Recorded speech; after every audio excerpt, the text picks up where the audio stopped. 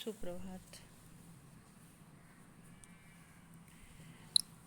आज हम लोग बितान भाग 1 का दूसरा पाठ अनुपम खरे द्वारा लिखित राजस्थान की रजत बूंदें पढ़ेंगे।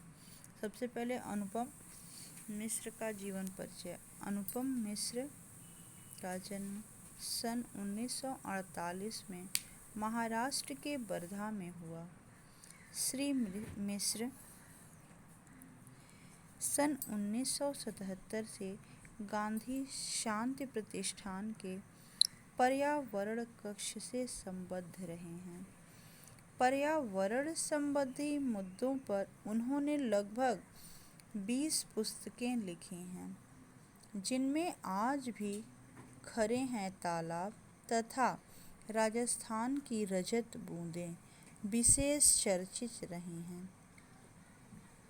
अनुपम जी पर्यावरण को लेकर हो रहे कई आंदोलनों से घनिष्ठ रूप से जुड़े रहे हैं और उन्होंने पर्यावरणीय जागरूकता के लिए लोगों के बीच मुहिम चलाने में अपना योगदान किया है। अब हम लोग अनुपम खरे द्वारा लिखित शीर्षक राजस्थान की रजत बूंदों का अध्ययन करेंगे। प्रस्तुत पाठ एक यात्रा वृत्त है, जिसमें लेखक ने अपनी राजस्थान यात्रा के मार्मिक अनुभवों को वर्णित किया है। राजस्थान रेतीली मरुभूमि का प्रदेश है, जहाँ पेयजल की समस्या है, किंतु विषय परिस्थितियों में भी समस्या का समाधान ढूंढने के लिए श्रम करते लोगों के शरीर से उत्पन्न पसीने की बूंदें और उस भागीरथ प्रयत्न से निकला पानी दोनों ही लेखक की दृष्टि में सामान्य न होकर विशिष्ट है। वह इन्हें रजत बूंदें अर्थात चांदी की बूंदों की संज्ञा दिया है। राजस्थान जो है, चिलवांजी समुदाय के लोग पानी की कुइयों को खोदने का काम करते हैं। लेखक एक कुईं खोदकर पानी निकालने के अपने आँखों देखे अनुभव का वर्णन करते हुए बताते हैं कि लगभग 30-35 हाथ गहरी एक तंग कुईं में, जिसका व्यास इतना कम है कि प्रत्येक चिलवांजी व्यक्ति के शरीर में खोदी जाने वाली मिट्टी बस एक हाथ की ही दूरी पर है, पसीने से सराबोर चिलवांजी अपने कुएं खोदने के काम में जुटे हुए हैं। चिलवांजी बसौली से खुदाई कर रहे हैं। कुएं की गहराई में होने वाली तपिश यानी कि गर्मी को कम करने के लिए कुएं के बाहर खड़े लोग रेत की मुट्ठियों में भर भर कर कुएं के भीतर फेंकते हैं।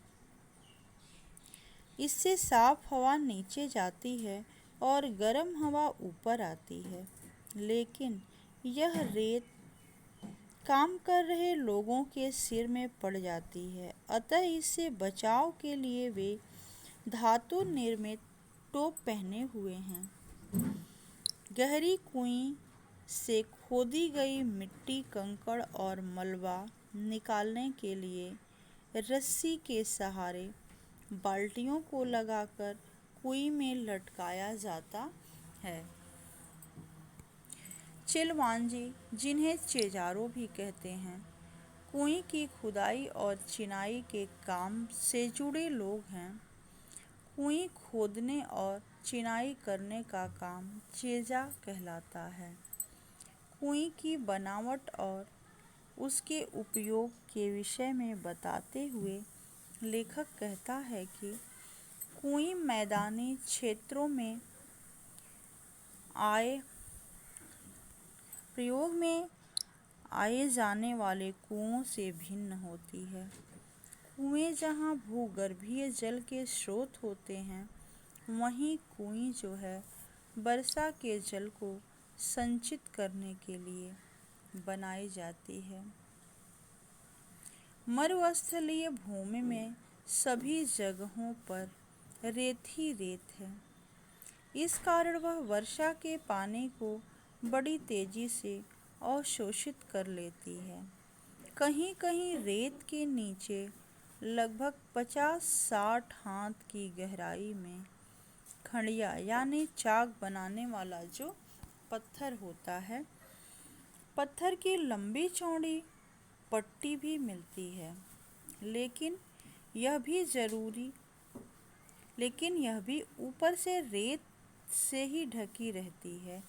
वर्षा का पानी प्रायः रेत के सहारे रिसकर इसी खड़िया पत्थर की पट्टी के बीच नमी के रूप में फैल जाता है। अतः कुइयों को खोदना और पानी को सुरक्षित बचा लेना एक अनुभव भरा कार्य है।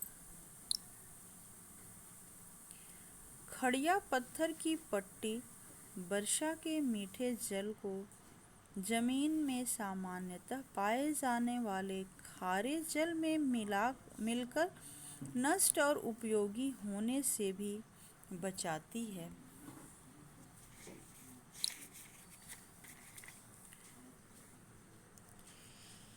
जब वर्षा होती है तो रेत के कणों के सहारे पानी बूंद-बूंद रिसकर नमी का रूप लेता है और सामान्यतः मरुस्थलीय प्रदेशों के लोगों ने पानी को 3 कोटियों में बांटा है। पालर पानी अर्थात वर्षा से सीधे प्राप्त होने वाला जल जिसे नदी, तालाबों आदि में रोका जाता है।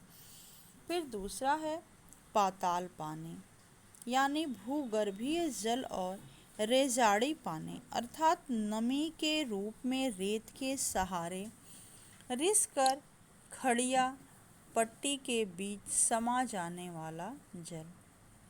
कुएं इसी मीठे रेजाड़ी पानी को प्राप्त करने के लिए बनाई जाती है। चेजारों 4-5 हाथ व्यास वाली 60-65 हाथ गहरी कुएं को खोदकर बड़ी विशिष्टता से उसकी ऊंचाई को हम मापते हैं।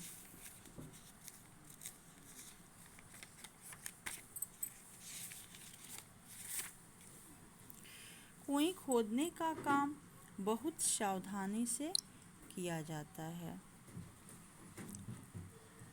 अर्थात राजस्थान क्षेत्र में जो है, राजस्थान में पानी की बहुत समस्या है, इसलिए घर घर के लिए एक कुएं का निर्माण होता है और उसी से पानी का काम चलाते हैं और इसे खोदने में बहुत ही कठिनाई होती है। धन्यवाद।